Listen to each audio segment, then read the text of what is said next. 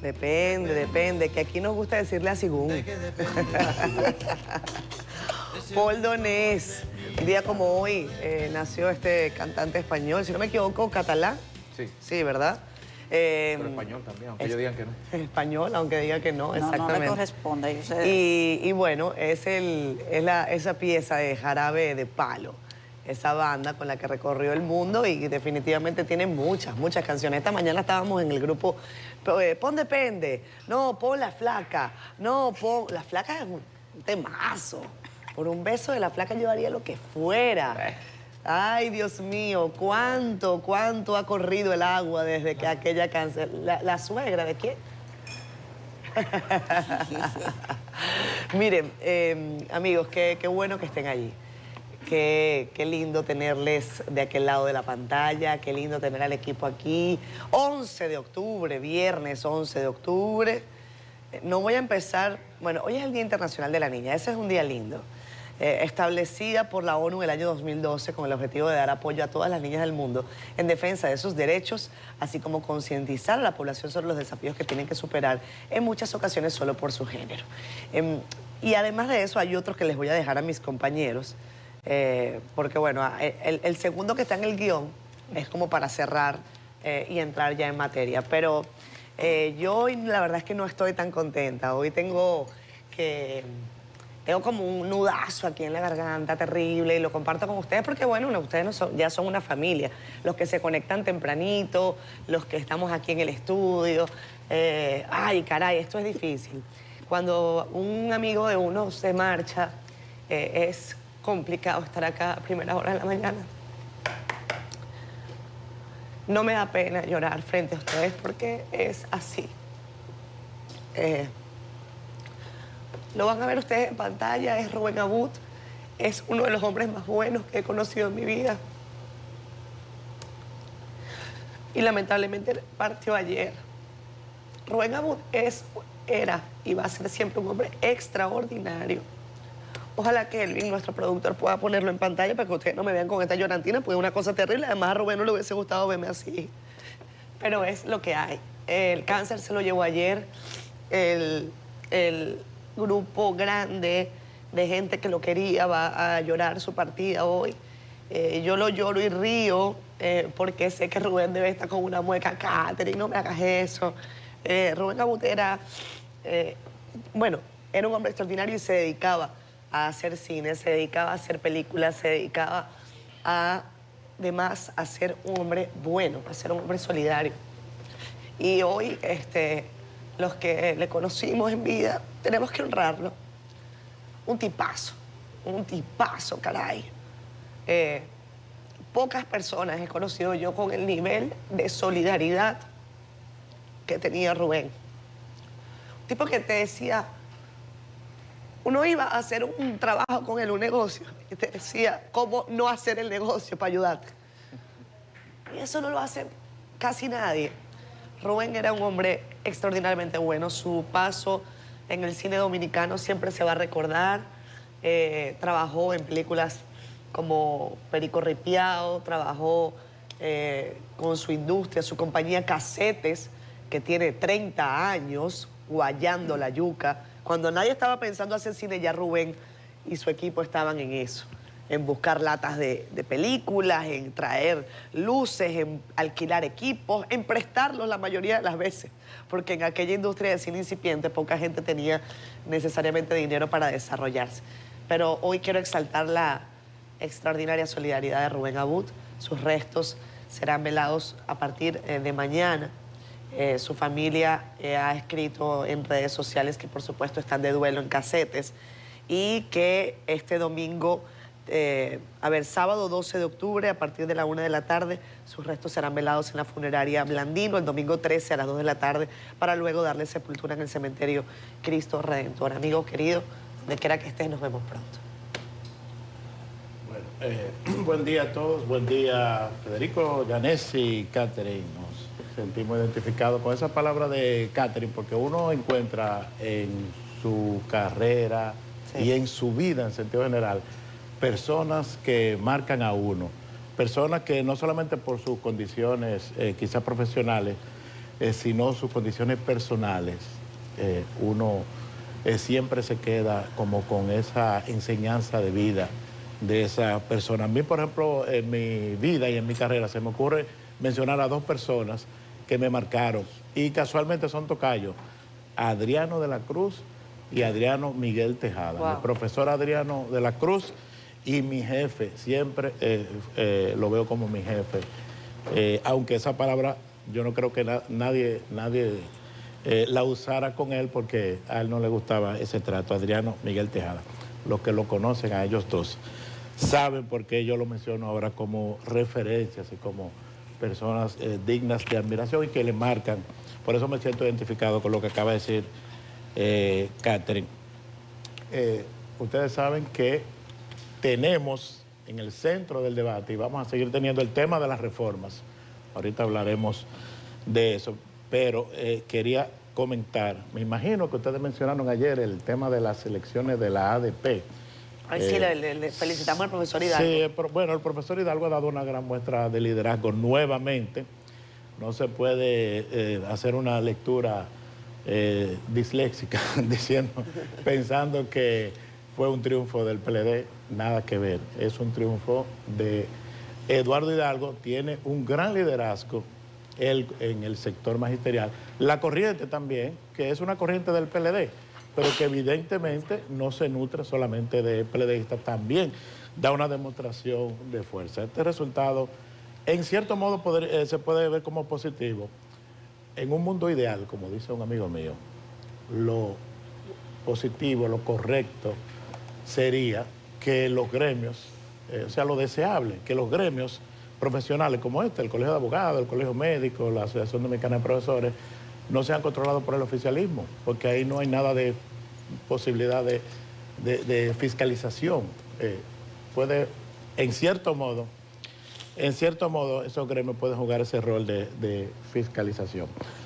En el tema educativo, se requiere un compromiso de las autoridades que no tienen por qué, no tienen que llevarse bien necesariamente para eso, o sea, no tienen que tener una relación, digamos, que sean del mismo partido, que sean aliados políticos, pero sí deben ser aliados, deben por lo menos cohabitar y ir en una misma dirección, porque el sistema educativo, el área educativa, ahora que estamos hablando de reformas, es una de las áreas que más cambio necesita. Digamos que quizás no una reforma legal, que no es en este caso tan importante, pero sí en la práctica, las leyes están ahí, los recursos están ahí desde hace mucho, desde el 2012, 2013 fue la primera vez que se ejecutó el 4%. Y a esta altura de juego, señores, a esta altura de juego, estamos diciendo que la tanda extendida no ha servido para gran cosa. La tanda extendida, que desde hace mucho se está diciendo que hay un tema pendiente, que es dotar de contenido a ese tiempo extra que tienen nuestros estudiantes en las escuelas, todavía sigue siendo una simple extensión de horario. No hay un contenido específico. Las autoridades en ocasiones anteriores han dicho que había que crear las condiciones, había que construir las escuelas, había que capacitar personal, pero todavía hoy no podemos decir que la tanda extendida haya tenido un gran impacto en la educación. Y eso por mencionar un aspecto, uno de los cambios que se han hecho, que se supone que son relevantes. Eso es un compromiso de las autoridades, pero la Asociación Dominicana de Profesores también juega un rol preponderante en ese aspecto. Bien, buenos días. Buenos días, Fede. Catherine, Yanes y Héctor, amigos que nos ven, que nos escuchan. Bienvenidos a Despierta con CDN. Catherine, nos unimos a ese dolor que te embarga, a ese luto, y a todos los que conocemos a esa distinguida familia Abud, fundadora de Constanza. Los primeros fundadores de Constanza fueron apellidos Abud. Pues bueno, que descansen en la paz del Señor. Hoy, Día Internacional de la Niña, como señalas también, Día Mundial del Huevo. No sabemos si el que ponen la gallina o si el que ponen otras personas, sobre todo en estos días. Día de la Carretera. Ponga a la canción icónica de Julio Iglesias, llene el tanque y dele para allá como si no hubiera una frontera en ningún sitio. Y Día Mundial de los Jardines Botánicos. Y como hoy es viernes, me permito decirles, no sé si alguna vez les ha pasado a ustedes, pero el jardín botánico es un parque dormido en el que uno puede sentirse árbol o prójimo, siempre y cuando se cumpla un requisito previo, que la ciudad exista tranquilamente lejos. ¡Qué bello! El poema A la izquierda del roble de Mario Benedetti en ocasión de los jardines botánicos. Jardines botánicos, no habrá esa paz en el Senado en estos días, ahí sí no, porque el sector patronal, el CONEP, la Compardón, todo el mundo está sorprendido por la forma imprevista, dicen ellos, en que el gobierno depositó ayer a las 9 de la mañana su propuesta de código laboral, sobre la cual estaremos hablando, como también estaremos hablando de la sentencia ayer que ordena prisión preventiva para los 3 de los imputados en el caso Camaleón. Prisión también están pidiendo para Evo Morales en Bolivia. Ay, sí. A propósito de gobernabilidad, de tanto que nos quejamos, que estamos llamando, que huelga, que esto, a propósito de gobernabilidad en todo el espinazo andino, ahora van a trancar a Evo. Así que ya usted sabe cómo viene la semana aquí y en el mundo. Yanis.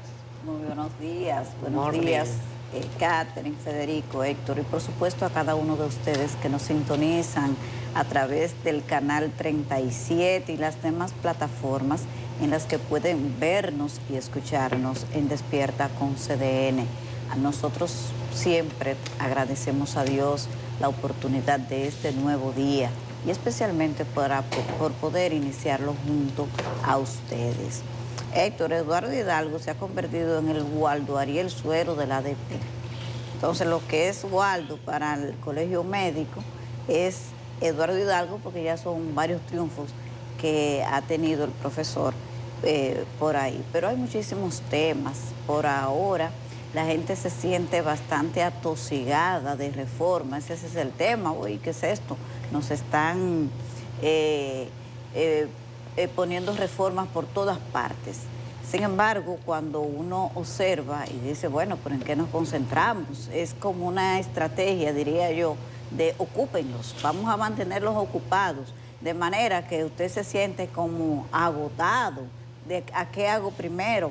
Lo de las reformas a mí se me parece mucho al día a día de la composición de un periódico. Usted está saturado de información y saturado, entonces usted dice, bueno, ¿qué pongo en portada? ¿Cómo discrimino? ¿Bajo cuál criterio?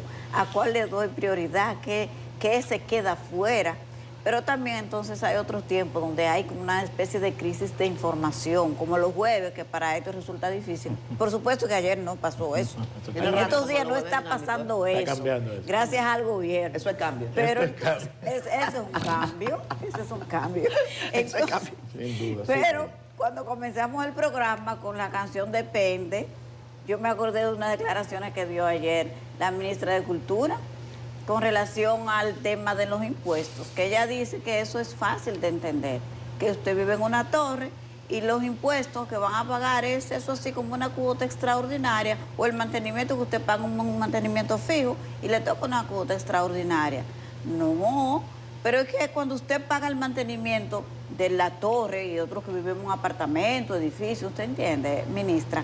Resulta que usted es para que le garanticen unos servicios, incluido el de seguridad, hay cámaras, el servicio de planta de eléctrica porque hay apagones, pero aquí la gente paga todo eso y no recibe los servicios. Usted ve los apagones, la gente tiene que comprar inversores, la inseguridad, hay que contratar seguridad particular, precisamente en las torres tienen seguridad particular porque el Estado no tiene capacidad de cubrir esa necesidad. La gente tiene que cubrir un seguro médico porque los servicios médicos hospitalarios son terribles. Entonces no es lo mismo ni es igual, ministra.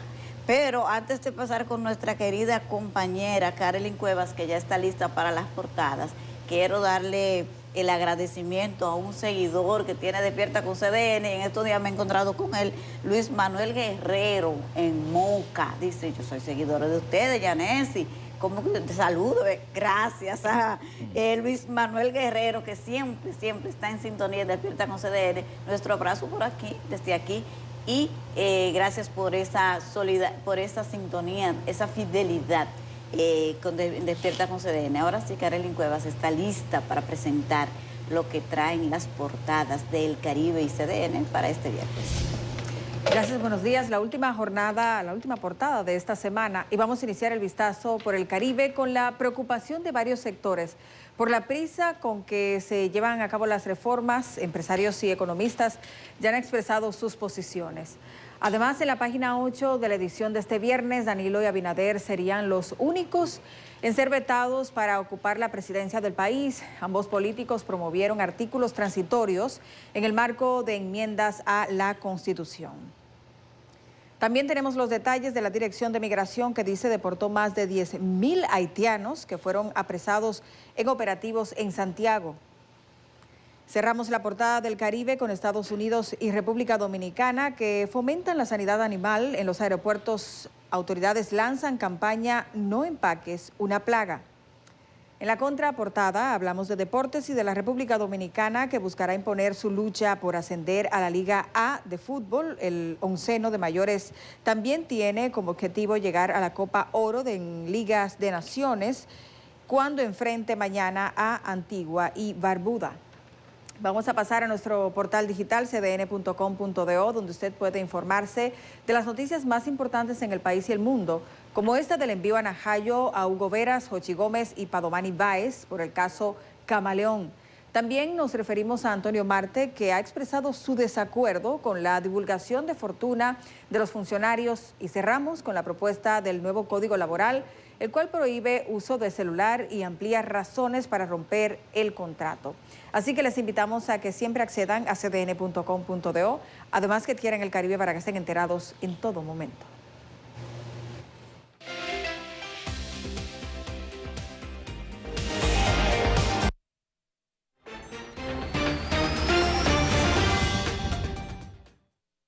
Bueno, señores, tremendo calor. Esta mañana yo me estaba quejando. Dije, bueno, pensé que era un asunto de la edad, pero luego vi a Vivi, la hija mía, que también se quejaba del calorazo. Es verdad. Que había. No eres tú solo. Vamos a ver qué nos dice el profesor Jim Suriel sobre el tiempo. Muchísimas gracias, muy buenos días. Hemos visto cómo dos fenómenos atmosféricos se han mantenido activos en la cuenca atlántica. Y efectivamente damos seguimiento a Milton, que impactó en Florida como un huracán categoría 4, ha perdido intensidad y en las próximas horas se moverá como un ciclón posttropical justo al norte distante de la región del Caribe, aproximadamente a unos 1.100 kilómetros al norte de Puerto Plata, por lo que no es amenaza para República Dominicana. Hemos visto cómo Milton ha provocado un cambio en el patrón del viento en el Caribe central, y es por eso que en las últimas 24 horas ha habido una incursión de vientos del sur y del sureste, impulsando así, empujando ese contenido de humedad, incrementando la sensación calurosa en todo el territorio nacional. Para hoy seguiremos con esta sensación muy elevada. Leslie, que sigue en el Atlántico central, seguirá debilitándose en las próximas horas, moviéndose hacia el norte, y será una tormenta tropical. Mientras tanto, la onda que ha incidido en nuestro país, la onda número 45, ese fenómeno atmosférico ya se ubica justo al sur de Haití, moviéndose hacia el oeste. Sus remanentes seguirán combinándose hoy con los efectos de una vaguada, por lo tanto vamos a experimentar la producción de más precipitaciones. Específicamente después del mediodía y en el transcurso de la tarde serán mayores los aguaceros hacia el norte, noroeste, zona fronteriza, cordillera central, también en comunidades del sur, del sureste y del noreste. Para este fin de semana habrá una reducción de las lluvias porque tanto la onda como la vaguada se alejarán de nuestra región. Hay una onda tropical en el Atlántico central moviéndose hacia nuestra región, y será el domingo cuando se acerque a Puerto Rico, también a República Dominicana, para así incrementar las posibilidades de precipitaciones el lunes y el martes próximo. Estas han sido las informaciones meteorológicas. Gracias, profesor Jim Suriel. 7:29 minutos de la mañana. Qué bueno que sigan con nosotros. Es viernes, tómense las cosas con calma, con tranquilidad. Sepan que el fin de semana llega. Prepárense para salir de la ciudad si lo van a hacer con tiempo. Sigamos leyendo esta novela a la que nos han llevado con el llamado caso Camaleón. La Oficina de Servicios de Atención Permanente del Distrito Nacional dictó prisión preventiva en contra del exdirector del Intran, Hugo Veras, y también en contra de los empresarios, así les gusta llamarles a algunos, Jochi Gómez y Padovani Báez, acusados de dirigir una red criminal para estafar al Estado a través del contrato para la modernización del sistema de semáforos del Gran Santo Domingo por un valor de 1.317 millones de pesos. Ese caso va mucho más allá del tema de la licitación, lo hemos dicho aquí, pero vamos a ver a continuación este reporte para que ustedes vean.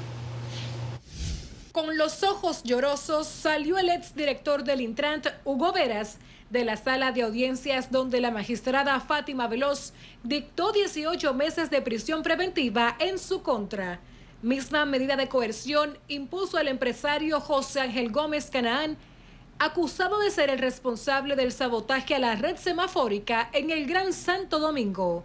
Por 1 año y 6 meses también irá a prisión Pedro Vinicio Padovani Báez. Esta decisión es el triunfo de la verdad sobre la mentira y el miedo. Procederemos de inmediato a recurrir en apelación la misma. ¿Ok? Laura. Y no se ha terminado esto apenas empieza.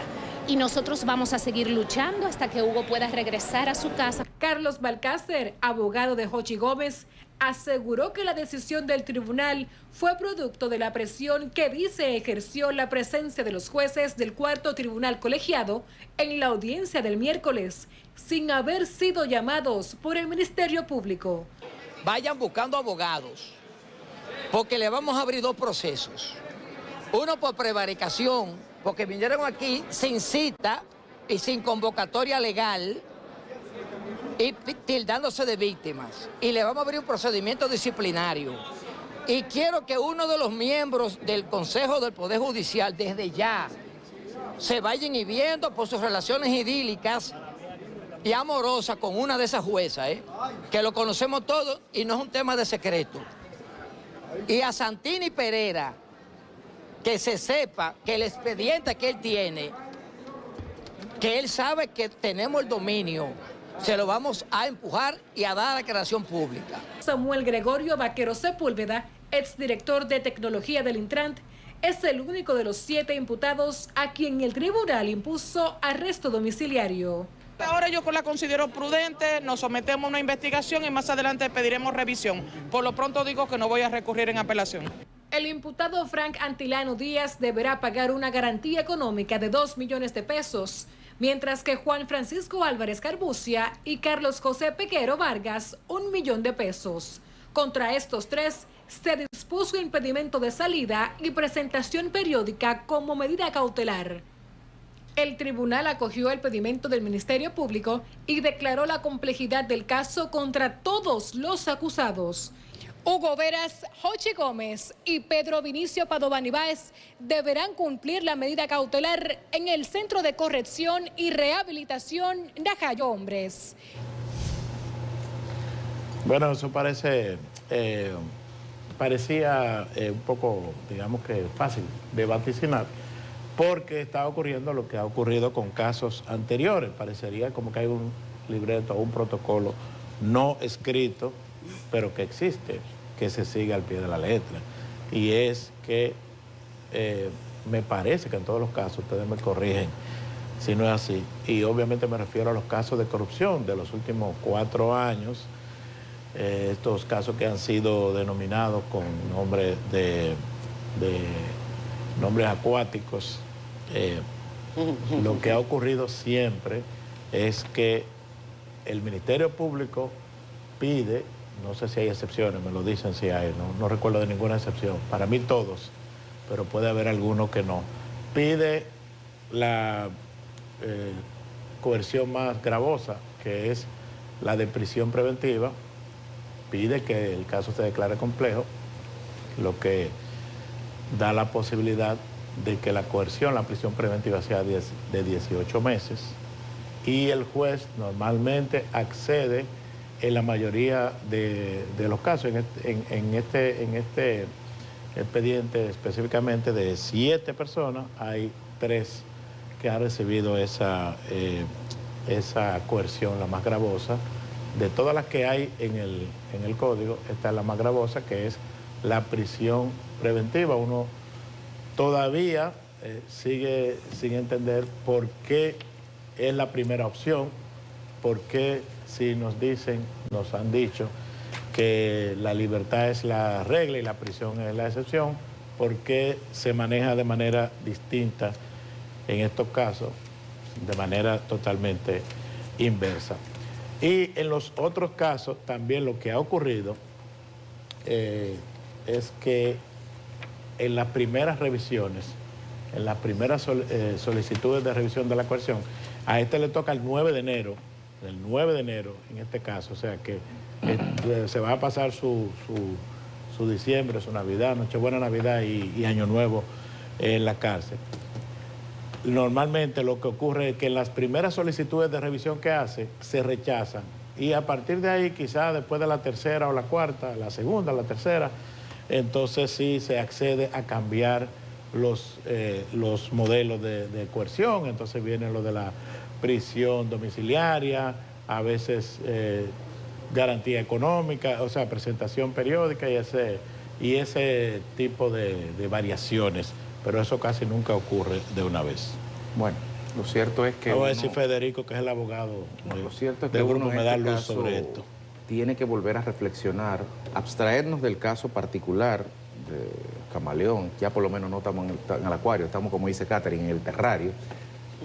Vendremos si vendrá la iguana, la cabra loca, ¿qué vendrá por ahí? ¿Quién sabe? Pero uno tiene que abstraerse y pensar en el patrón, y sobre todo en el pendular que nos tiene acostumbrado el Ministerio Público y que está llevando en ese pendular a toda la sociedad dominicana entre el debido proceso y el populismo penal. Y en el medio, algo que lo hemos validado como bueno y válido, valga la redundancia, que es la pena anticipada. Y digo debido proceso porque si la libertad es la regla y la prisión la excepción, no debemos festinarla. Y debe ser administrada cuando realmente se pongan sobre la mesa una serie de medios de presunciones y de medios de prueba que hagan pues que el juez tenga la certeza suficiente para determinar que si el presunto, que si el acusado está suelto en la calle, puede o distraerse del proceso y evadirse y no poder probar en un tribunal que es inocente, bueno, que es culpable porque él es inocente, y dos, entorpecer desde fuera la investigación. En el caso de Hugo Vera, la razón es porque había sido funcionario. Entonces, si usted fue funcionario de una institución hace un año, yo no veo de qué forma él puede ir al Intran ahora y decirle, Milton, permíteme, déjame entrar aquí, revisar el disco duro y borrar esto. No puede, materialmente no puede. Entonces, su calidad de funcionario, exfuncionario, realmente no le da una serie de elementos que le permitan, desde esa calidad, obstruir la investigación. Lo de sustraerse al proceso es otra cosa y hay medidas. Lo de evadirse de la justicia e irse del país hay medidas, sino que le pregunten a Cano. Pregúntenle a Cano. Ah, verdad, a ese no le podemos preguntar porque ese fue el único que se evadió de todos los procesos y el Ministerio Público negoció con él. Ese fue el premio. No le vamos a preguntar a ese. Pero bueno, los jueces ponderan, los jueces son soberanos, como dijo Laura Costa, la abogada Laura Costa Lora, la abogada de Hugo, de una manera muy respetuosa, a diferencia de quienes en otras ocasiones han dicho cosas cuando los jueces le fallan en contra, que se van con adjetivos y este descalificativo la mayoría. Bueno, los jueces son soberanos, esa es la sentencia, y los jueces hablan por sentencia. La jueza ponderó, pero lo que tenemos que ponderar como sociedad es este festín de prisión preventiva a la cual nos hemos acostumbrado. ¿Por qué la rueda, si por algo se caracteriza en términos mecánicos y físicos, es que da vueltas? La rueda siempre da vueltas y el mundo todos los días da una. Bueno, el caso que estamos viendo, ayer le preguntaban a Laura Acosta, la abogada de la defensa de Hugo Veras, usted ha dicho que Hugo es un chivo expiatorio. Y ella dice sí. Yo creo que Hugo es un chivo expiatorio. En su última entrevista, al menos la que vimos en medios de comunicación de manera pública, en un medio de comunicación radial, Hugo Veras dijo que él era como un daño colateral, y que él creía que sí. Esa fue su apreciación después de la conclusión de uno de los comunicadores que le planteó la situación y él dijo, bueno, pues yo creo que sí. Sobre este particular, bien, quizás que la jueza no le repartió la misma, no le impuso la misma medida de coerción a todos los imputados. En este caso solo le aplicó lo que el Ministerio Público solicitó a 3 de ellos, que consideró la jueza que sí, que habían elementos suficientes para que estuviesen en prisión preventiva. Ya hemos hablado aquí mucho sobre cómo la prisión preventiva termina por constituirse en una pena anticipada en la República Dominicana y que resulta grosero. Cuando ayer hablábamos del caso, por ejemplo, Coral, ver a imputados que hoy van a tener no más que impedimento de salida del país y van a seguir acudiendo al proceso, pero que estuvieron con medidas tanto de prisión preventiva como prisión domiciliaria durante 32 meses, cualquiera podría decir, bueno, pero ¿con qué objetivo? Si no van a sustraerse del proceso, ¿qué tanto más puede investigar o aportar el Ministerio Público para que ellos puedan empantanarse si ya no están en la institución a la que se le plantea? Y yo quiero por eso decir que este caso tiene 2 casos. Este caso usted puede rebanarlo y yo creo que quizás lo veamos con el transcurrir de los días, de los meses, porque una cosa es licitación irregular, hay procedimientos administrativos que están allí. A Hugo Veras habría que probarle que él tenía la intención dolosa de que se ejecutara ese contrato para él beneficiarse. Eso tendría que probarse en justicia porque el Ministerio Público, entre las imputaciones, dice que se presume corrupción. En el caso de Jochi Gómez es otra cosa, es otro caso. Y según lo que establece el Ministerio Público, la intencionalidad de esta empresa y del equipo de la red de Jochi Gómez, repito, según el Ministerio Público, era obtener este contrato de semaforización para ampliar labores irregulares o misiones irregulares de espionaje, etcétera. Ayer el señor Balcácer, el abogado de Jochi Gómez, decía, bueno, y entonces, ¿por qué tenemos todos estos papeles de juzgados de paz, etcétera, solicitándole a esta empresa tales o cuales investigaciones y aportes para apresar a personas, etcétera, etcétera? El caso va a durar un tiempo en justicia. Yo no creo que sea lo mismo tener en prisión preventiva a una persona, pónganle usted el nombre que usted quiera, a la que se le hayan incautado armas de guerra, a la que se le haya acusado, por ejemplo, de estar espiando a determinada cantidad de personas, incluyendo a jueces del país, que a una persona que habría cometido un acto de índole administrativa. Pero, ojo, que para eso están los jueces que se encarguen de ponderar y de evaluar lo que el Ministerio Público les está planteando, y ya veremos si este caso vuelve a ser más de lo mismo que hemos visto hasta ahora, lamentablemente, porque no podemos decir lo contrario, ahí está. No hay un caso en justicia que haya transferido el dolo corrupto a la cárcel. Se pasan 6, 7 años, 8 años en los tribunales gastando, los que gozan, como digo yo, son los abogados. Eso sí la pasan bien. Se están ganando su dinero, ojo, que no estoy diciendo que estén haciendo nada irregular, pero que los casos de corrupción han permitido que, bueno, que los abogados hagan su trabajo, pero que ¿dónde está la justicia? Es ineficiente, absolutamente ineficiente el sistema judicial dominicano para probar casos de corrupción. Pero una pregunta más que válida, después de tantos años de persecución. Y si no se está haciendo, ¿por qué no se está haciendo? Porque no se instrumentan bien los expedientes, porque el Ministerio Público no cuenta necesariamente con los equipos, con el desarrollo, con la tecnología. Ya nosotros hemos dicho aquí que ganan tres cheles. Ya nosotros hemos dicho aquí que sí, que son valientes, pero también hemos dicho que creemos que incurren en algunas cosas en las que no deben incurrir, sobre todo porque la gente les pierde la fe. Y en el caso de los jueces, porque los jueces avalan absolutamente todo. Insisto, yo creo que ayer la jueza repartió el tema de las medidas de coerción de una manera distinta a la que veíamos viendo en procesos anteriores, en los que desde el supuesto cabecilla de la determinada red corrupta, prisión preventiva, 18 meses de cárcel, y al oficinista también, al que llevaba la caja también.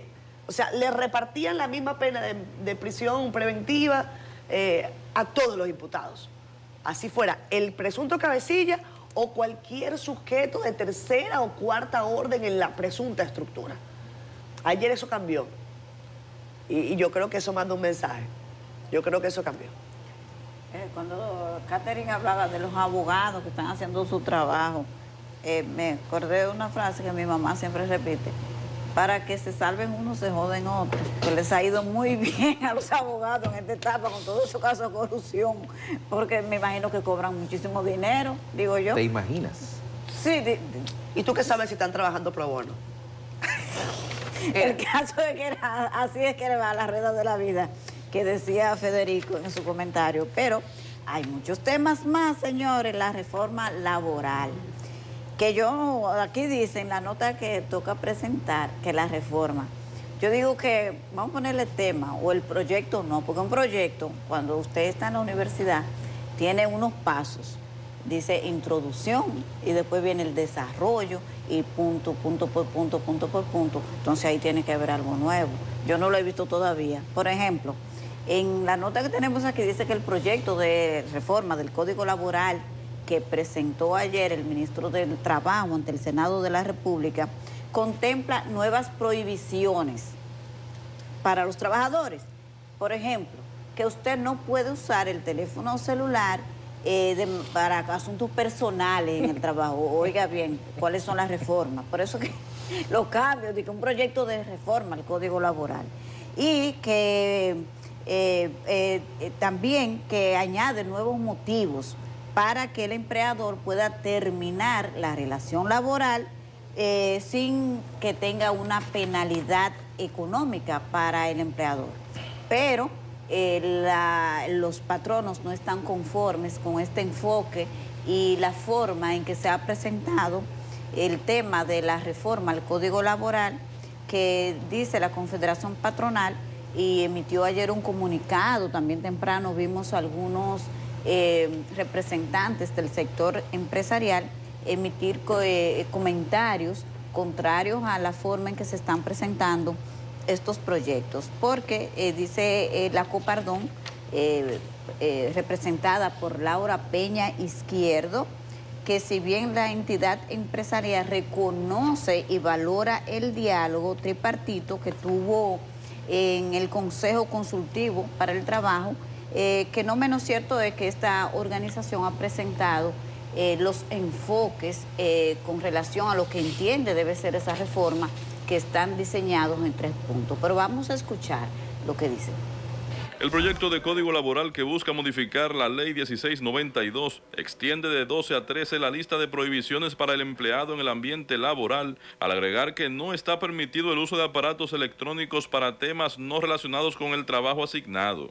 La iniciativa legislativa también amplía el derecho del empleador a terminar el contrato de trabajo sin incurrir en otorgamiento de prestaciones laborales por mutuo consentimiento, por la ejecución del contrato, por la imposibilidad de ejecutar el contrato, y ahora también sería posible ante el otorgamiento de una pensión. Al referirse al proyecto, el ministro de Trabajo, Miguel de Camps, lo define como una actualización impostergable que protege, entre otros aspectos, la mano de obra nacional. Pero también a los programas de facilitación para la tecnificación y la modernización de los sistemas productivos deben traer a más dominicanos a ocupar las posiciones, y también a las posibilidades que los dominicanos puedan acceder a esas capacitaciones para el empleo para poder atender esas plazas tecnificadas y mecanizadas nuevas. De Camps también resaltó el incremento en la licencia por paternidad, que pasa de 2 a 4 días, y el de las vacaciones, que en lo adelante serían 15 días. Con ese, entre comillas, pequeño cambio, se convierte en una tercera semana. Y si lo sabe cuadrar con los días de fiesta, ya usted sabe. Es una buena observación. El funcionario se refirió al tema en el programa El Plato del Día, que se transmite por CDN Radio. Samuel Guzmán, CDN. Bueno, ahí vimos el tema. Hoy la principal, cuando ustedes vieron cuando Carolyn Cuevas presentó las portadas del Caribe y CDN, la principal nota del Caribe es con relación al cúmulo de reformas, de proyectos de reformas que está presentando el gobierno, y cómo ya esto ha empezado a generar críticas a la gente, a los diferentes sectores, porque sienten que no damos abasto para estudiar tantas cosas al mismo tiempo. Pero evidentemente que contrario a lo que la gente piensa, que el gobierno anda desenfocado, desorientado, que no sabe, no, el gobierno sabe muy bien lo que está haciendo. Se trata de una estrategia evidente que no es difícil de descifrar, de mantener ocupado a la oposición, a la opinión pública, hablando de todas estas cosas al mismo tiempo y de manera que los temas difíciles que tiene el gobierno que pasar, como la reforma fiscal, que se sabe que no es un invento y que aquí todo el mundo reconoce que esa reforma es necesaria y que además está contemplada en la ley de la Estrategia Nacional de Desarrollo, porque aquí tenemos que ser más responsables con los temas, especialmente los políticos, hablando de dependen, ¿verdad? ¿De qué depende? Porque cuando usted está en la oposición depende y dice que no. Por ahí andan los de la oposición de hoy, sacando los tweets, los videitos del presidente Luis Abinader, del ministro de la Presidencia, José Ignacio Paliza, cuando le hablaban de reforma salían a decir que no era necesaria y se buscaban mil explicaciones, porque depende. Pero depende de aquello mismo de la guitarra y el violín. Si usted está en la oposición, la reforma no va. Y si está en el gobierno, hay que buscar la forma de justificarla. Pero lo cierto es que esa reforma fiscal está planteada en la ley de la Estrategia Nacional de Desarrollo.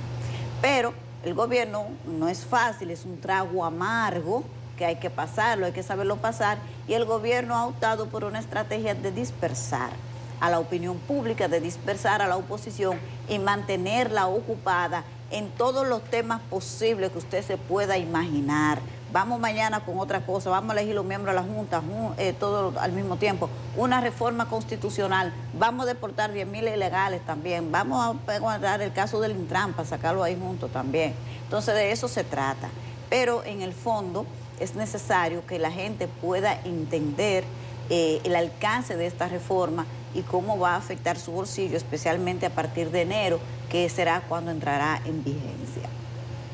Bueno, lo inusual es que el tema, lo que estamos hablando es de muchas reformas al mismo tiempo. O sea, normalmente lo que nosotros hablamos, lo que genera comentarios es la inacción de las autoridades. Es decir, esto podría tener sus inconvenientes, pero entiendo yo que es preferible que estemos hablando de que se están sometiendo muchas reformas al mismo tiempo y no que no se están sometiendo reformas. Bueno, y en esa línea se le recuerda al gobierno, ciertamente es una estrategia de un divertimento, unos fuegos de artificios, pero bueno, por lo menos se están haciendo divertimento con aspectos esenciales, con aspectos necesarios y con aspectos que están rezagados incluso por décadas en la República Dominicana. Lo que deberíamos sacar como lección aprendida, al margen de que es una estrategia mediática de saturación de medios, es también que el gobierno pues ponga su hoja de ruta, y eso lo hemos dicho varias veces, de reformas, porque sabemos que la agenda del presidente para este cuatrenio incluye todo eso, pero no está de más hacer una hoja de ruta y poder incorporar en los escenarios adecuados de concertación y de diálogo a todos los actores en cada uno de los tramos en que se vayan a discutir cada una de estas reformas, necesarias todas, pero a veces da pena que la forma pues cuestione el fondo. Entonces, que se haga esta hoja de ruta, que se haga este ejercicio de racionalización de una propuesta con un horizonte temporal creíble, por lo menos de aquí a diciembre. Hacemos a pausa. Amigos, de regreso, esto es Despierta con CDN, lo habíamos anunciado y qué bueno que ustedes están allí para ver esta entrevista con Jochi Vicente. José Manuel Vicente, nadie lo llama José Manuel, ¿o sí? No, solamente mi mamá cuando se enfada conmigo. Feliz viernes, Jochi. Gracias por estar con nosotros, ministro de Hacienda de la República Dominicana.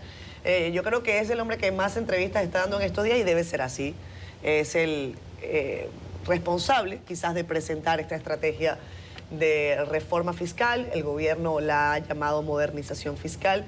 El país está preguntándose sobre muchos temas. Es una reforma gruesa desde el punto de vista de que son muchas cositas que usted puede evaluar desde una perspectiva de otra, pero a mí me gustaría preguntarle al ministro en estos días si ha habido espacio para reconsiderar cuáles son los pasos después de que ya la propuesta está en manos del país. Bueno, gracias a ustedes por recibirme aquí y para mí es un grato placer estar porque me permite transmitir a la población ese grupo de televidentes que ustedes tienen, algunos de los elementos que tiene este proyecto de modernización fiscal. Yo creo que antes de entrar directamente en tu pregunta, Catherine, lo primero es entender algo. Esto no es un proyecto improvisado. Nosotros tenemos más de 5 años trabajando la propuesta que finalmente se presentó el pasado lunes. Digo 5 años porque desde la precampaña del año 2020 ya teníamos ideas e inclusive teníamos algún documento ya preparado. Este fue un proyecto de ley muy revisado a lo interno, a lo externo, con organismos multilaterales, el FMI, el BID, el Banco Mundial, que se tocaron todos los temas, se analizaron todos los impactos, se hicieron todos los análisis costo-beneficio y al final, luego de una discusión económica y política, se decidió presentar lo que se presentó en el Congreso el pasado martes.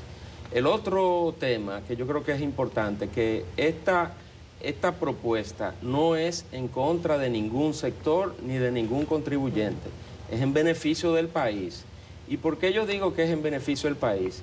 Porque nosotros tenemos que ver, nosotros responsablemente como gobierno, estamos diciendo en dónde vamos a gastar los recursos que provienen de esta reforma, en la seguridad ciudadana, en el resolver el problema del transporte de los grandes centros urbanos, en la implementación de la atención primaria de salud, en temas relacionados a la recogida de basura a través de la asignación y el incremento del presupuesto a los ayuntamientos, en algo muy demandado por la clase, digamos que empresarial, los organismos multilaterales, agencias calificadoras de riesgo, que es el tema de la recapitalización del Banco Central. Y dentro de todo eso, pues vienen las compensaciones, porque sabemos que hay cualquiera, absolutamente cualquier medida de corte tributario, no importa cuál sea, tiene efectos. Y nosotros estamos comprometidos con proteger a esa población vulnerable y por eso se han anunciado medidas compensatorias a cualquier efecto o impacto que puedan tener las medidas que estamos proponiendo. Ministro, la oposición en sentido general rechaza la reforma sin hacer propuestas. Y digo en sentido general porque por suerte encontré una excepción.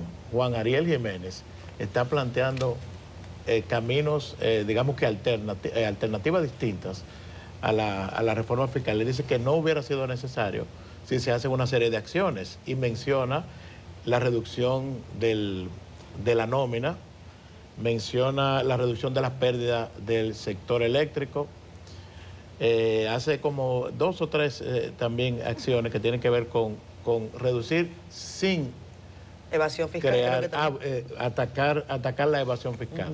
Que eso ustedes lo han mencionado también como una de las... Bueno, mira, la función de la oposición es esa, oponerse.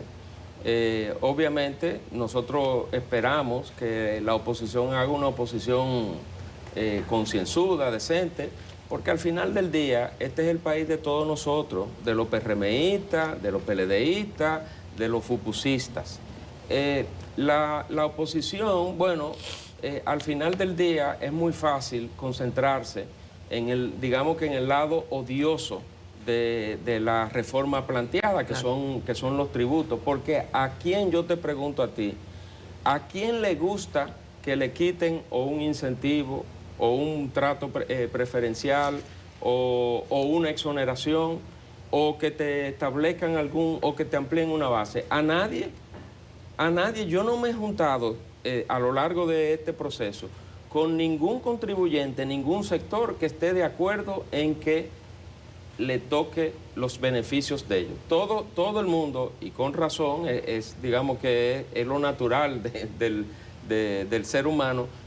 Yo lo que quiero es que los impuestos los pague Catherine, pero que no me caigan sobre mí. Y al final del día lo que nosotros estamos planteando y hemos planteado de manera enérgica es que esto es una situación de todos los dominicanos. Aquí hay temas que hay que resolver. Venimos hablando del tema de una reforma fiscal por más de 10 años. Los 3 candidatos a la presidencia, ahora en el debate que hizo Ángel antes de las elecciones, los 3 reconocieron que hay una necesidad de hacer esto, es una necesidad muy atrasada, y déjenme decirle una cosa, el presidente Luis Abinader es un presidente muy valiente, porque acaba de salir de un proceso electoral con un nivel de votación muy importante. Y la popularidad que tiene el presidente Abinader, ustedes todos lo saben que está por las nubes. Y él, responsablemente, en su segundo periodo de mandato, en donde él pudiera, si quisiera, navegar las vicisitudes y las dificultades que pudiéramos tener a nivel fiscal, ha decidido presentar responsablemente a la población algo que él sabe que es odioso, que la gente no le gusta hablar.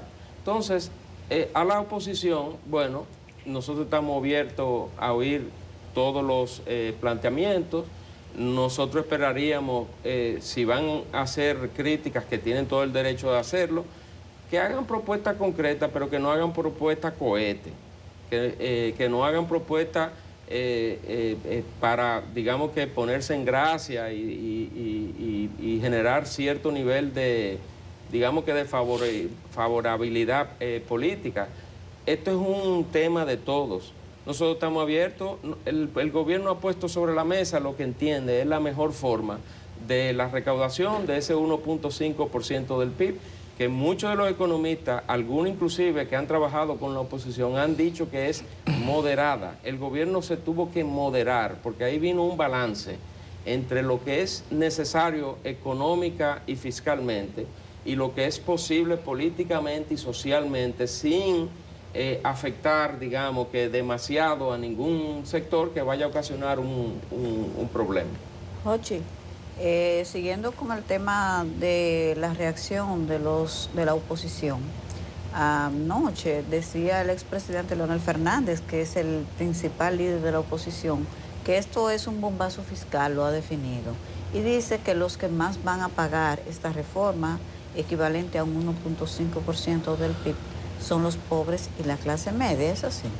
Bueno, yo respeto la opinión del presidente Fernández. Él es un líder de oposición, tiene derecho a fijar su posición.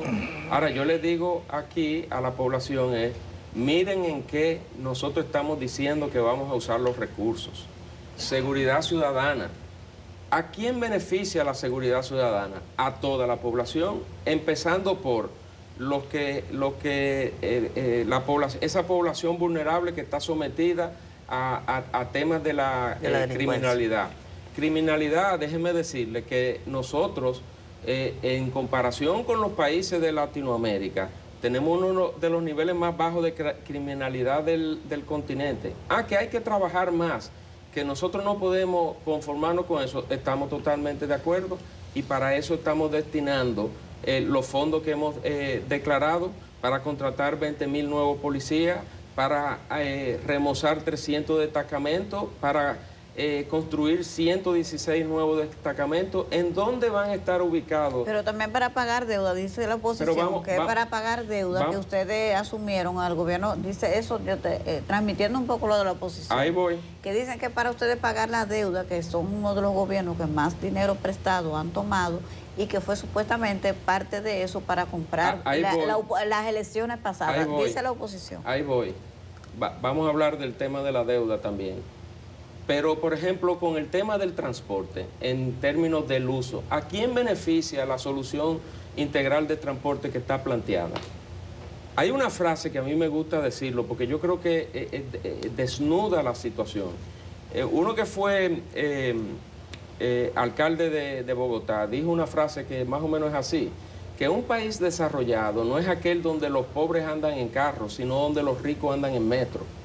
Y nosotros sabemos, todo lo que estamos aquí, y los camarógrafos que están aquí, todo el personal de aquí sabe el problema del tránsito que tenemos aquí en la capital. ¿A quién beneficia solucionar eso? A todos, incluyendo la clase media. Es más, yo te diría que preponderante más a la clase media. Alguien que tenga que venir de Santo Domingo Este aquí a Despierta con CDN, le toma más de 2 horas llegar y 2 horas de volverse para su casa. ¿Y con qué nosotros vamos a resolver esos problemas básicos de la población? Señores, con recaudaciones, Nosotros no podemos pedirle al Estado que recoja la basura, que resuelva el problema del tránsito. Yo tengo un familiar que en noviembre pasado, con los aguaceros, el aguacero ese catastrófico que tuvimos, donde tuvimos inclusive pérdida de vida, el familiar mío perdió por completo su carro porque se ahogó el carro en el agua. ¿Y por qué se da eso? Es por la falta de un buen drenaje pluvial. ¿Y quién hace el drenaje pluvial? Es el Estado. Entonces nosotros no podemos continuar, y es el mensaje que yo le transmito a todos ustedes. Nosotros no podemos continuar con una situación en donde el Estado, el sector público, no tenga los recursos para satisfacer estas necesidades básicas de la población. Y lo que está planteado en el proyecto es precisamente eso.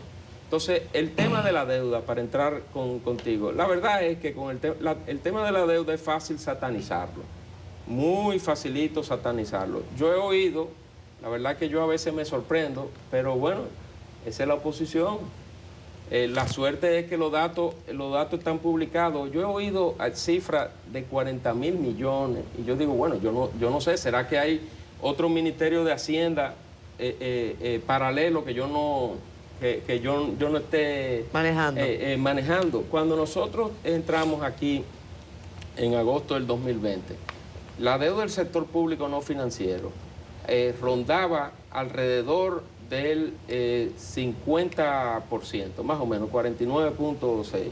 Nosotros, como porcentaje del PIB, que es como se mide en función del tamaño de la economía, a diciembre de 2023 nosotros estamos en 45.1%. ¿O es que se nos olvidó que pasó el COVID por aquí y que las recaudaciones se cayeron en más de, yo creo que 150.000 millones de pesos, y que hubo que darle apoyo a la familia y a los trabajadores y a la empresa con los PATI, lo quédate en casa y todas las ayudas que se hicieron? ¿O que no hubo que comprar la vacuna? Pero, por Dios, ¿a quién en su sano juicio se le puede ocurrir que el Estado tenía, que el sector público, nosotros como gobierno, y ellos si hubieran sido gobierno, hubieran hecho lo mismo, exactamente lo mismo? Porque iban a dejar morir a la población. Iban a dejar morir a la población o iban a permitir que el tejido productivo se destruyese por la parte del confinamiento. Entonces, la deuda es algo, yo digo que sexy hablar de ella. Ahora, yo los invito a ustedes, que son periodistas, léanse los artículos 4 del Fondo Monetario Internacional, léanse las opiniones de las agencias calificadoras, que son una gilet, una navaja, que eso es una cuestión que bueno, a ver qué opinan ellos sobre el manejo de la deuda. Y lo único que ustedes van a encontrar desde el 2020 a la fecha es manejo prudente, manejo profesional, manejo preventivo. Nosotros, por ejemplo, de las cosas que hemos hecho, el seguro que sacamos para el tema del gas natural, cuando ese precio se cayó al piso, yo me acuerdo como hoy, y búsquenlo, la cantidad de artículos de economistas bastante de bastante reputación, amigos míos, criticando eso. ¿Y qué pasó? Claro, un seguro, ojalá no quisiera uno usarlo. Y nosotros generamos más, no me acuerdo, pero más de 200 millones de dólares en beneficio por haber hecho eso. O sea que el manejo de la finanza pública, bajo la dirección del presidente Luis Abinader, no lo digo yo, búsquenlo en terceros independientes, en las gilet, esa que yo le digo, las agencias calificadoras, y hagan su propio juicio de valor. Ministro, la Estrategia Nacional de Desarrollo 1-12 ordenaba la realización de un pacto fiscal. Algunos economistas plantean incluso que la medida tributaria que adoptó Danilo Medina en el 2012 recaudaron más que lo que se proyecta recaudar con esta. Pero mi pregunta es, ¿estamos frente a lo que ordena la estrategia? ¿Esta es otra medida complementaria, otro parche? ¿Esto es más integral? ¿cuál es la diferencia cualitativa de esta propuesta de reforma del gobierno con lo que se ha hecho anteriormente? Bueno, yo creo que, Federico, la diferencia más grande es que por primera vez un gobierno está diciendo explícitamente en dónde se va a gastar el dinero. Porque hasta ahora, aunque los otros gobiernos quizás hubieran dicho es para resolver un problema, las reformas se han dado en coyunturas.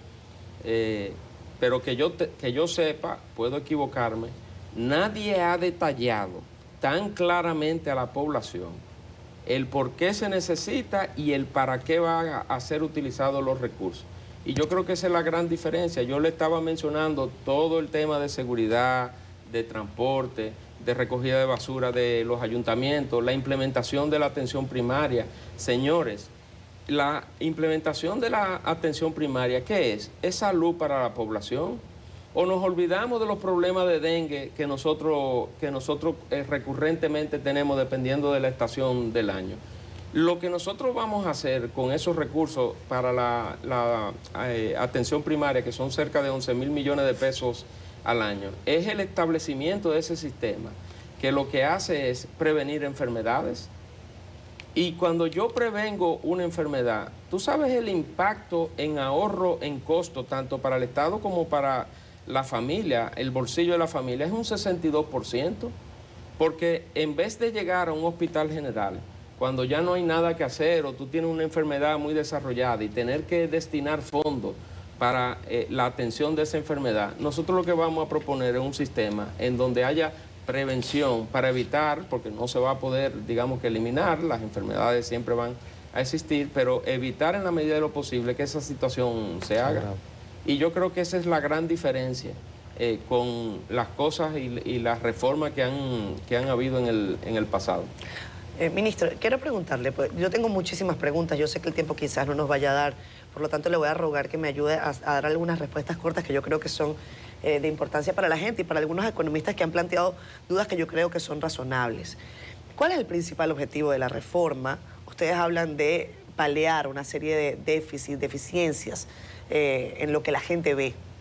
Hospitales, carreteras, accesos, etcétera.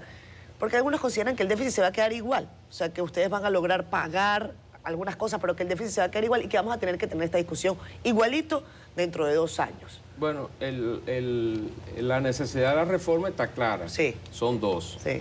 Proveer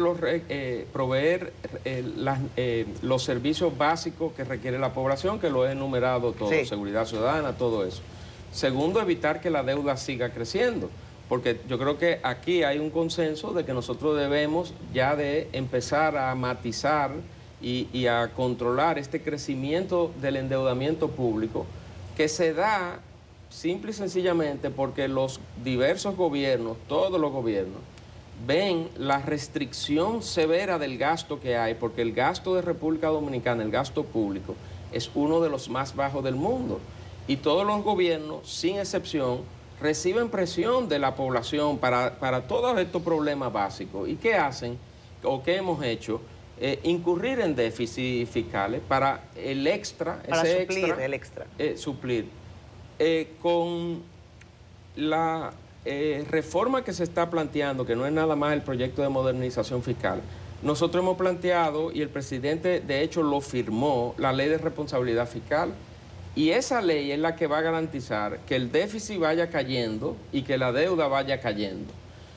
No puede ser un efecto de choque, porque yo no puedo eliminar un déficit de un 3%, que es alrededor de 250.000 millones de pesos, de un año para otro. El economista que plantee reducir a cero el déficit que el sector público tiene de un año para el otro, yo te lo voy a decir, responsablemente es un loco.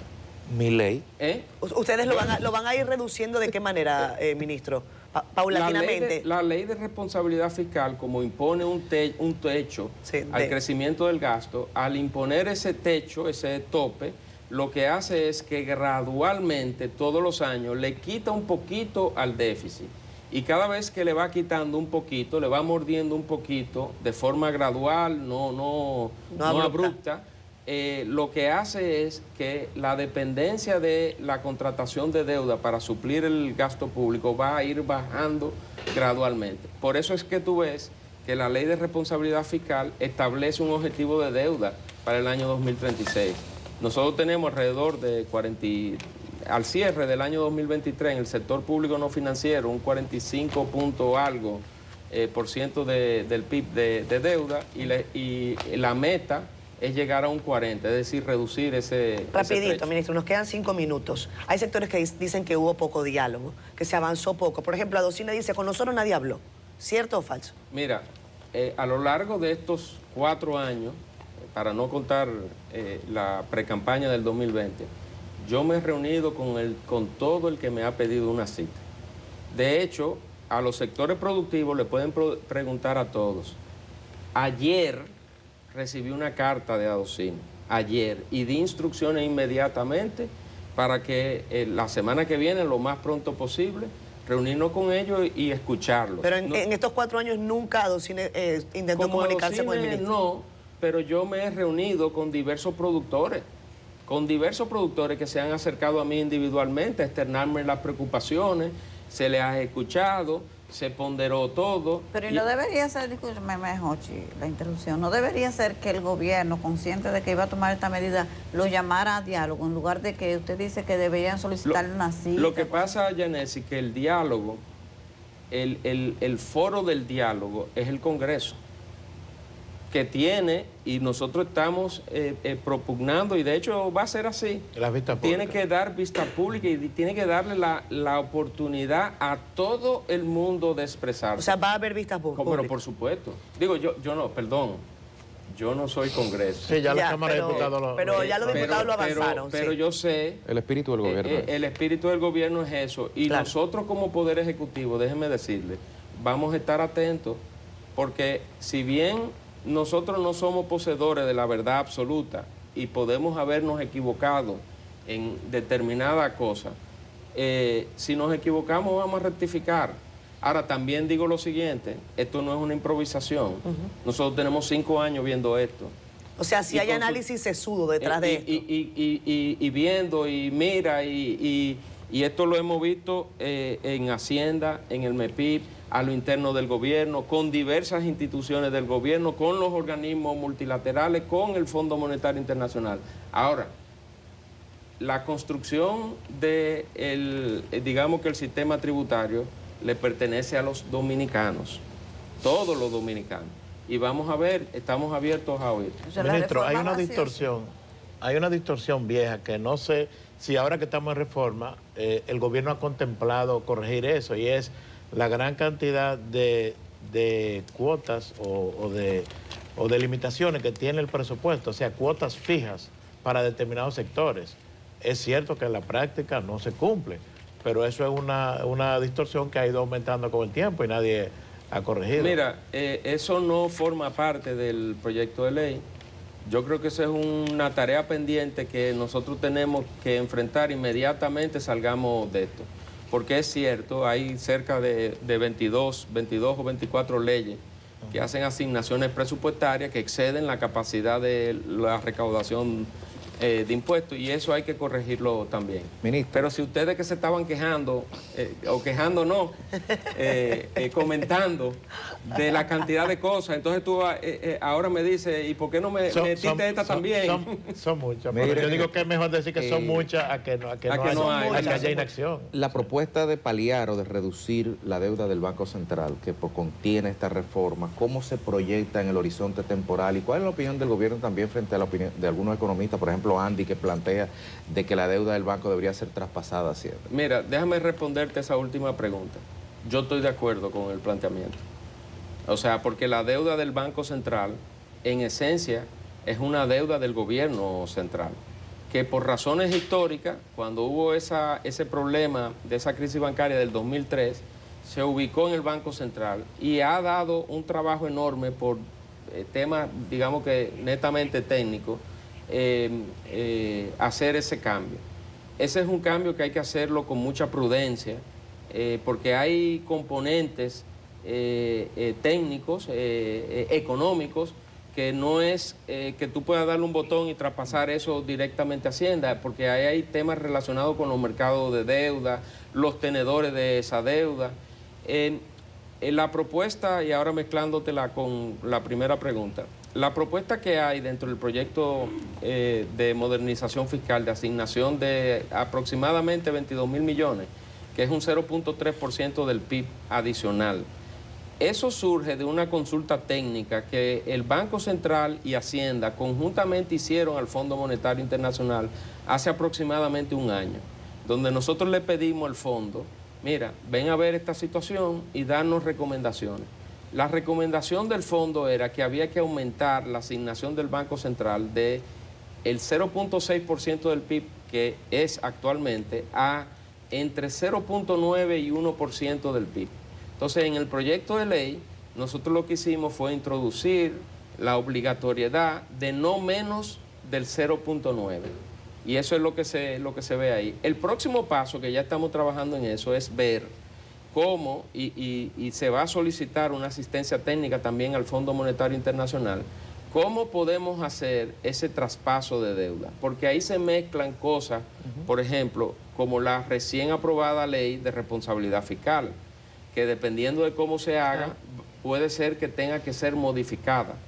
Y ahí hay temas relacionados con los inversionistas institucionales, con las agencias calificadoras de riesgo, que no es una cosa como tan sencilla como hacerla. Pero el fondo de lo que plantea Andy, yo estoy de acuerdo, eso es una deuda que fíjate si no es deuda del gobierno central, que es el gobierno central que le da los recursos al Banco Central para pagarlo. Claro. Gracias, ministro. Son muchos temas que se nos quedan. La gente debe estar preocupada, ministro, ¿cómo prepararse? O sea, me refiero al que nos ve en su casa y estamos hablando de todo esto, reforma fiscal, que me van a dar duro, que me van a dar en el cuello, que ya ahora cómo hago, que lo que me va a costar en el bolsillo. ¿Cómo? ¿Usted cree que va a ser realmente traumático? ¿Cree que vamos a poder sortear esto? Es un acto de fe también de la ciudadanía, decir, vamos arriba. Bueno, el gobierno está planteando medidas compensatorias, porque no es nada más la parte tributaria, esto es un tema integral. Aquí están, como mencioné, la ley de responsabilidad fiscal. Hay medidas compensatorias con el aumento de la cápita a los programas de asistencia social.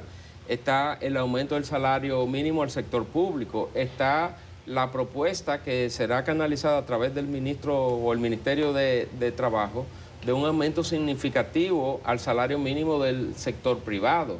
Entonces, al final, yo lo que digo, señores, esto es algo que es en beneficio de todos nosotros, de toda la población, porque no es solo la medida, digamos que amarga, de ese lado de la moneda, que son los tributos que a nadie le gusta, a nadie, absolutamente a nadie.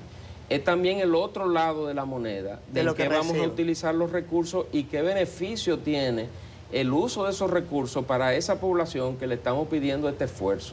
Gracias, ministro. Ministro Jochi Vicente, ministro de Hacienda. Estamos en este proceso de modernización o reforma fiscal y seguiremos, ojalá, pudiendo contar con su presencia en este espacio. Lo llamaremos mucho en estos días, ministro. No hay problema. Feliz fin de semana y gracias por venir un viernes acá temprano a Despierta con CDN. Vamos a pausa y venimos. El próximo domingo 13 de octubre se celebra el Día Mundial de la Trombosis, una enfermedad que aunque parece muy técnica, en realidad pues es silente y amenaza a todos los dominicanos, a todas las personas, sin importar su clase, condición u oficio. Y para hablar de la trombosis, de lo que es, de cómo nos afecta y sobre todo de cómo prevenirla y detectarla, está con nosotros el doctor Nelson Encarnación, cirujano vascular y endovascular. Doctor, buenos días, gracias por estar aquí con nosotros. Buenos días, gracias a ustedes por la invitación. Bueno, celebramos el Día de la Trombosis, o conmemoramos el Día de la Trombosis el domingo. Esta enfermedad, ¿qué es? ¿Cómo nos afecta? ¿Cuál es su incidencia en la población dominicana? Es un tema súper interesante porque la gente en el pueblo, normalmente cuando escucha trombosis, se refieren a enfermedades que afectan el cerebro y que le duerme un lado del cuerpo. Pero no, la trombosis es la formación de coágulos en el torrente sanguíneo. La sangre normalmente viaja en un estado líquido a diferentes arterias y venas. Cuando ese estado líquido se forma viscoso, por un daño a nivel del endotelio, que es la parte íntima de las arterias, pues se forma un coágulo. Y eso es en sí la trombosis. Cuando se forma en un lugar específico de algún diferente órgano, trombosis. Cuando ese coágulo viaja a un órgano diferente donde se formó, se llama embolia. Y realmente es súper interesante. Nosotros estamos aquí concientizando a la población porque es algo tan serio que una de cada 4 muertes que ocurren en el mundo está relacionada con trombos. Wow. Increíble. Doctor, ¿qué puede hacer la gente? ¿Se sabe del tratamiento temprano, del tratamiento preventivo, de que las personas tienen que revisarse periódicamente?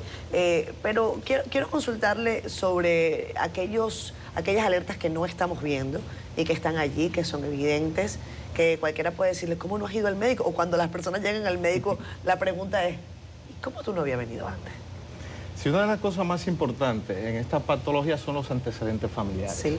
Tú viste un primo, una hermana, tu abuelo o padre que en algún momento tuvo alguno de estos eventos, eres un candidato a ir a una consulta y hacer estudios de screening del lugar.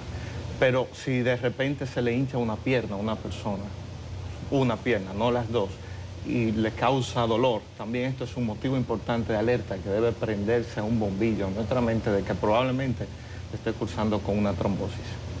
Aparte del tema genético, del tema de la herencia, ¿qué otros factores inciden? ¿Qué otros factores pueden hacer que una persona sea propensa a sufrir un episodio de esto? Todos los factores que tienen que ver con lo que es sedentarismo o con inmovilización. Por ejemplo, pacientes que están mucho tiempo sentados o que están en largas horas encamados o que están postrados en una cama, ya sea por alguna cirugía reciente, sobre todo las cirugías ortopédicas, que son las que con mayor frecuencia están relacionadas a eventos tromboembólicos, o cirugías a nivel de pelvis, como cirugías ginecológicas. Entonces, estos pacientes tienen una predisposición mucho mayor a desarrollar eventos tromboembólicos. En el caso de la alimentación, doctor, ¿eso influye en algo con el tema de la formación de la trombosis? Sí, de hecho, la obesidad es un factor de riesgo importante para desarrollar los eventos tromboembólicos. Entonces, pacientes que tienen una dieta desorganizada, alta en carbohidratos, en grasas, influyen mucho en el desarrollo de esta enfermedad. Doctor, en cuanto a medidas preventivas, más aparte del diagnóstico temprano, en cuanto a medidas preventivas, ¿hay algunas profesiones o algunas edades que ameritan ya una visita al especialista o la incorporación de medidas preventivas? ¿Esas medidas suyas son especiales o quiénes la tienen que usar o quiénes no? Sí, de hecho yo las uso siempre y se lo muestro a los pacientes. Son medidas de compresión, realizan una compresión en las venas de la pierna y esto pues aumenta el flujo de sangre en la vena, similar a como cuando ponemos un dedo en una manguera que el agua sale disparada, pues algo así funciona en las venas y disminuyen como ese éxtasis venoso en las venas. Entonces, pacientes que están muchas horas de pie, que tienen que su trabajo es... Saloneras, por ejemplo. Saloneras, vendedores de farmacias. Vendedores ambulantes. Los vendedores ambulantes. Los vendedores ambulantes le ayuda a que están en movimiento, están en ejercicio. Pero, por ejemplo, los vigilantes, los que trabajan en la seguridad, que están todo el tiempo parados, pues le beneficia mucho utilizar las medidas. ¿Y edades de riesgo? Las edades de riesgo a partir de la 4ª y 5ª década de la vida, cuando aumenta considerablemente el riesgo de desarrollar estos eventos tromboembólicos. Y siguiendo ahí, discúlpame, Catherine, como con esa misma dinámica, en el tema del género, ¿son más frecuentes en hombres o en mujeres? La trombosis venosa afecta a todos los sexos, tanto hombres como mujeres. Ahora, las mujeres tienen una condición que le da una desventaja, entre ellos el uso de anticonceptivos orales, que los hombres no lo usan, y los estados gestacionales o de embarazo. El embarazo de por sí pues tiene riesgo de desarrollar eventos tromboembólicos. Entonces la gente debería acudir ya después de los 40 al especialista, pero por ejemplo no estamos hablando de una prevención que es costosa, porque unas medidas cuestan y las medidas hay que usarla diaria, entonces... No, y el examen para determinarlo, y el ¿no? examen, la cobertura a nivel de seguro, ¿cómo está eso?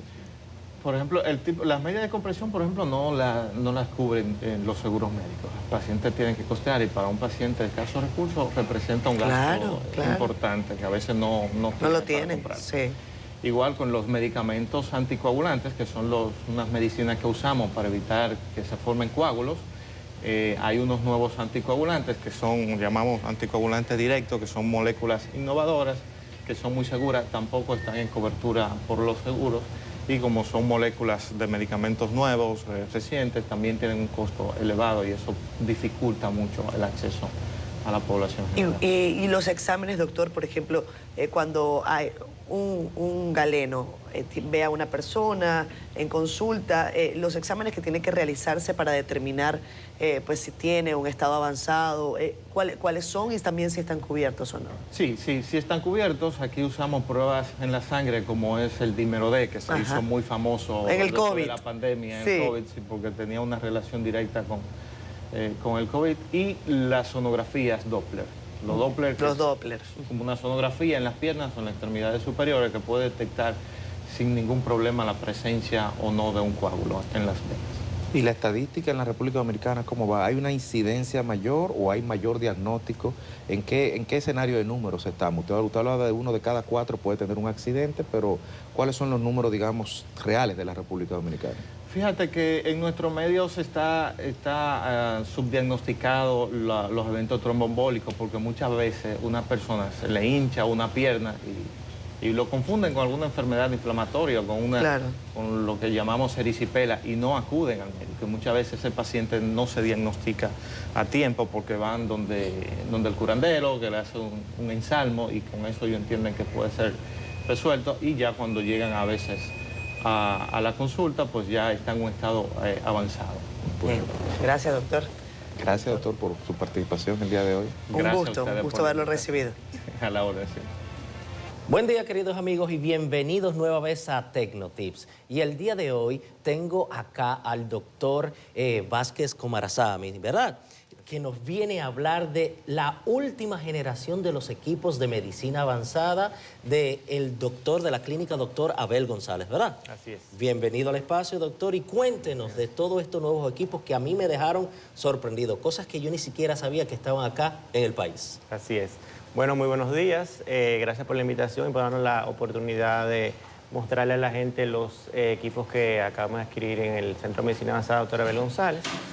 Yo soy el encargado del departamento y el centro siempre se ha tratado de mantener a la vanguardia con la tecnología y los equipos de última generación.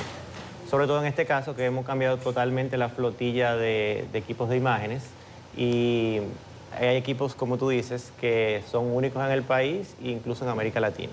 Doctor, vamos a comenzar de atrás para adelante, porque yo hice una notita acá de 5 equipos que me llamaron la atención. Háblenos un poco, porque estamos en el mes de concienciación de la lucha contra el cáncer, ¿verdad? Sí, hábleme del mamógrafo que ustedes tienen, ese mamógrafo nuevo. ¿Cómo trabaja? ¿Qué hace? ¿Cómo pueden adquirir ese tipo de servicios allá? Explíquenos un poco de eso. Exactamente. Es un mamógrafo digital que hace la mamografía no solo 2D, sino tridimensional.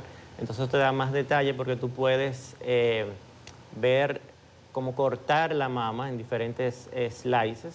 Entonces puede ver lesiones más pequeñas en tiempo menor, y eso hace que el tratamiento sea más efectivo mientras más temprano el tratamiento. Por ejemplo, un cáncer de mama, el diagnóstico, perdón, el tratamiento será mejor.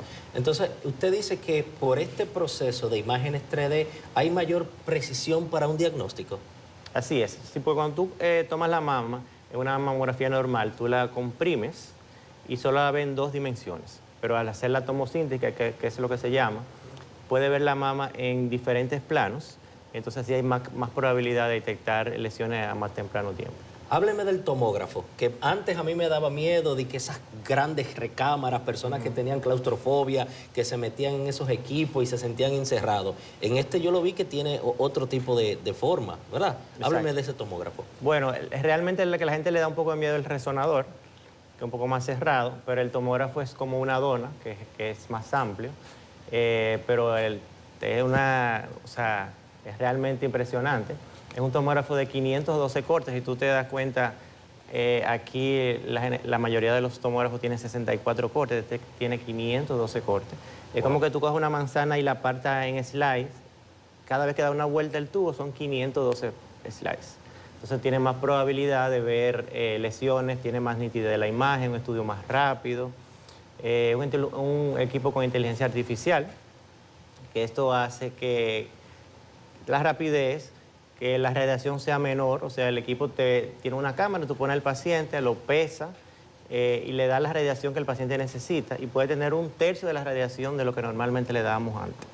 Entonces puede hacer estudios del cuerpo completo, pero gracias a la inteligencia artificial, por ejemplo, te puede calcular de qué está compuesto un cálculo en un riñón. Normalmente cuando un paciente tiene un cálculo en un riñón, tiene que esperar a expulsarlo y analizarlo. Aquí dentro del paciente tú puedes ver de qué es el cálculo y darle un tratamiento adecuado a ese cálculo, por ejemplo. Wow, lo que quiere decir que este tipo de tomógrafo viene actualizado con las nuevas tecnologías y lo tenemos acá en el país. Totalmente. Háblenos de otro de los equipos, el densitómetro. ¿Qué es ese equipo y cuáles son las ventajas de tenerlo acá en la República Dominicana? El densitómetro es un equipo que es para ver la densidad del hueso, generalmente para ver osteopenia, osteoporosis. Nosotros un equipo de cuerpo completo y también muy importante para hacer análisis metabólico para pacientes. Te da, por ejemplo, el % de grasa, el % de masa magra.